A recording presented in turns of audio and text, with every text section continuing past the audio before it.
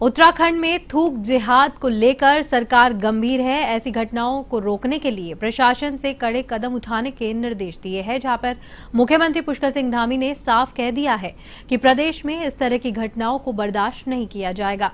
वहीं इसको लेकर के अब राजनीति भी तेज हो गई है। कांग्रेस के उपाध्यक्ष मथुरा दत्त जोशी ने कहा है कि भाजपा का अपना एजेंडा है और उनका ये प्रायोजित एजेंडा है। वहीं भाजपा प्रवक्ता कमलेश रमन ने कहा कि कांग्रेस की मानसिकता बहुत ही छोटी है। देखिए, कांग्रेस की मानसिकता बहुत ही छोटी हो चुकी है और उल्टा चोर कोतवाल को डांटे।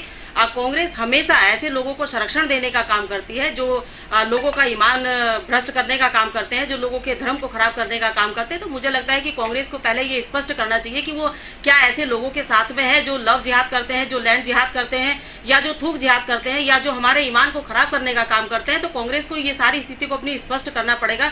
पर कांग्रेस का कहीं ना कहीं दोहरा चरित्र बार बार सामने आता है। कभी तो वो उन लोगों के साथ में खड़ी होती है और कभी उनके खिलाफ खड़ी होती है। आज सरकार बेहतर काम कर रही है और ऐसे लोगों को सजा देने का काम कर रही है, तो भी कांग्रेस के पेट में दर्द है।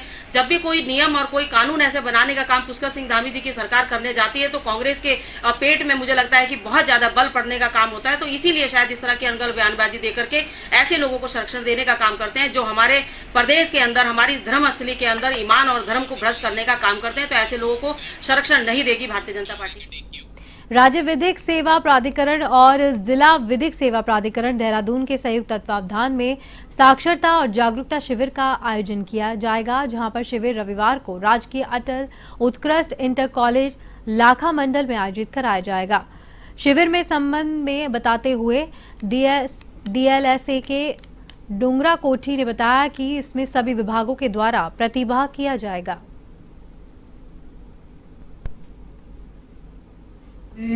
शिविर में जितने भी देहरादून के सरकारी विभाग हैं, उन सभी विभागों के इसमें स्टॉल होंगे, जो कि अपनी सारी योजनाओं के साथ वहां पर पहुंचेंगे और उनसे सभी ग्रामवासियों को लाभान्वित करेंगे।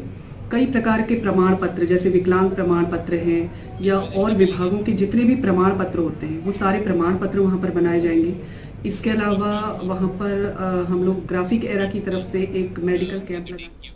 खबर देहरादून से है, जहां एसटीएफ की टीम को बड़ी सफलता हाथ लगी है। टीम ने 20 साल से वांछित चल रहे 1 लाख रुपए के इनामी बदमाश को पकड़ने में कामयाबी हासिल की। आपको बता दें कि वर्ष 2004 में अभियुक्त ने हरिद्वार कोतवाली क्षेत्र के इलाहाबाद बैंक से डकैती कर फरार हुआ था, जिसके बाद अब एसटीएफ ने उसे तमिलनाडु से गिरफ्तार किया है।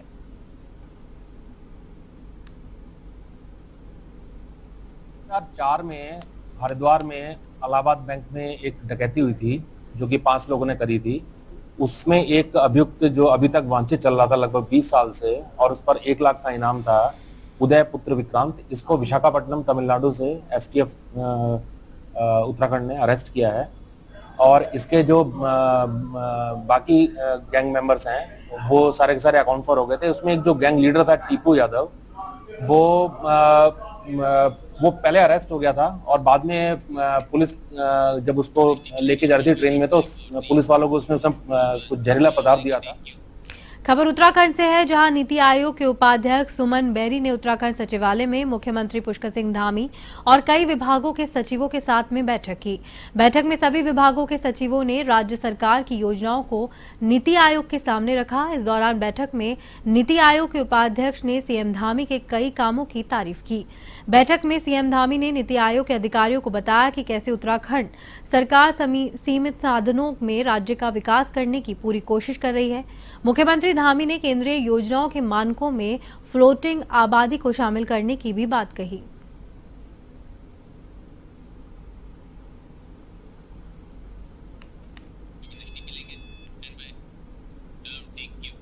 खटीमा क्षेत्र के बानुसी झनकट में सरदार करतार सिंह आमरन अनशन पर बैठे हैं, जहां पर करतार सिंह 72 बीघा सरकारी भूमि को कब्जेदारों से गरीबों में बांटने की मांग कर रहे हैं।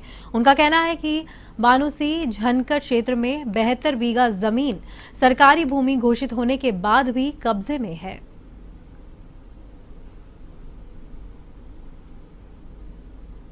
मैं प्रदेश के मुख्यमंत्री पुष्कर धामी जी का हृदय से आभार व्यक्त करता हूं कि उन्होंने इस देवभूमि के देवतुल्य स्वरूप को बनाए रखने के लिए अनेकों बार इस प्रकार कदम उठाए, चाहे लव जिहाद हो, चाहे लैंड जिहाद हो, और इस प्रकार का दूषित करने का जो माहौल खराब करने का जो काम कुछ सराय तत्वों द्वारा किया जा रहा है, उस पर कड़ी कार्रवाई का उन्होंने कल प्रावधान निकाला है।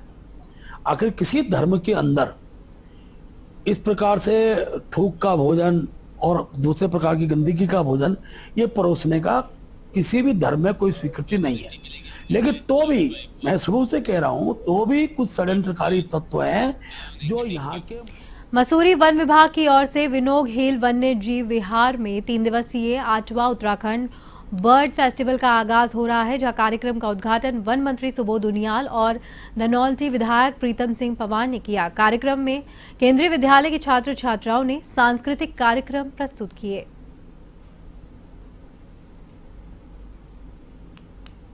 बर्डवाचिंग में बहुत ज़्यादा संभावना है। पूरे देश में जहां हमारे 140 करोड़ का देश है, 13,000 के आसपास ये प्रजातियां हैं पक्षियों की, उसमें तो 729 प्रजातियां केवल उत्तराखंड है।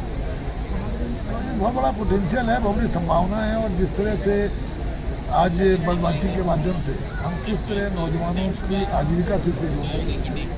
लोहाघाट में शुक्रवार देर शाम घर के अंदर जा रहे 3 वर्षीय बालक को गुलदार घर की सीढ़ियों से उठा के ले गया। बच्चे के चिल्लाने की आवाज सुनकर परिजन और ग्रामीण गुलदार के पीछे भागे।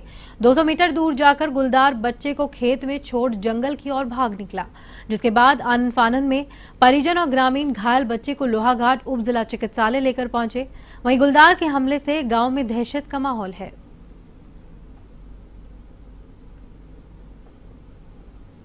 आज जैसे बच्चे अपने आंगन में खेल रहा था तो लगभग 8 बजे के करीब गुलदार ने अचानक से उस पर झपट्टा मारा, जिससे बच्चे के सर के ऊपर और जो है आंखों के नीचे गहरा घाव बन चुका है। देखिए जो है हमने देखा है उसमें बाएं ओर से इसके चेहरे का जो है मांस जो है लटक रहा था।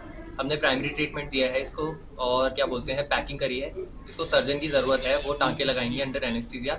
इसके लिए हम इन्हें डिस्ट्रिक्ट हॉस्पिटल। उत्तराखंड में मौसम विभाग ने मौसम शुष्क बना रहने का अनुमान जताया है, जहां पे अगले कुछ दिन पारे में और गिरावट होने और ठंड बढ़ने के आसार जताए हैं। पिछले 2 दिन से देहरादून में धूप खिलने के बाद शाम को बादल भी मंडरा रहे हैं। अधिकतम तापमान सामान्य से 1 डिग्री सेल्सियस अधिक यानी 30.4 डिग्री सेल्सियस दर्ज किया गया, जबकि न्यूनतम तापमान सामान्य से 2 डिग्री सेल्सियस अधिक दर्ज किया गया। वहीं मौसम विज्ञान केंद्र के निदेशक विक्रम सिंह के अनुसार मौसम शुष्क रहने के आसार है।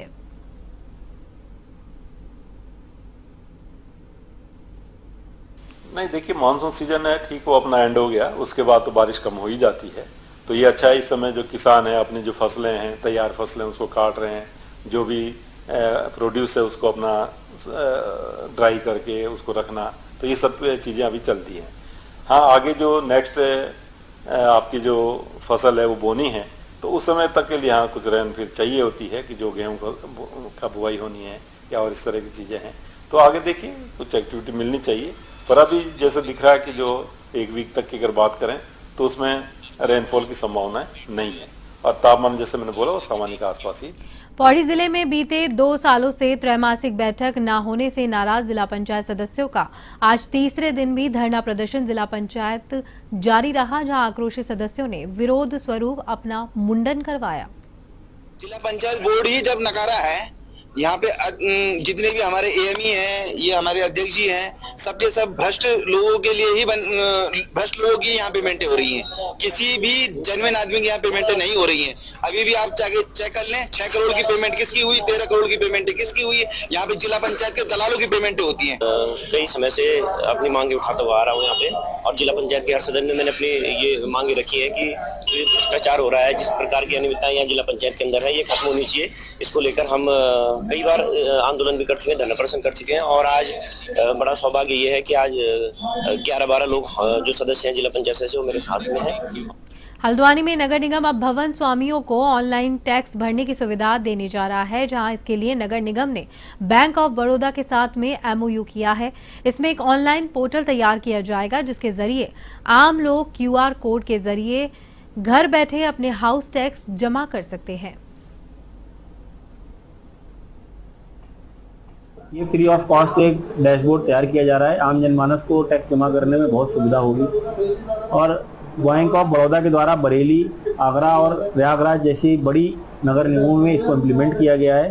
और वहाँ पर अच्छे परिणाम देखने को मिले हैं। हमें उम्मीद है कि आने वाले समय में जब हमारा ये पोर्टल लाइव होगा, लोग टैक्स जमा करेंगे तो लोगों को कहीं ना कहीं सुविधा भी होगी, निगम की आय भी बढ़ेगी और उस आय से जो हम निगम के क्षेत्र अंतर्गत विकास कार्य हैं वो किए जा सकेंगे।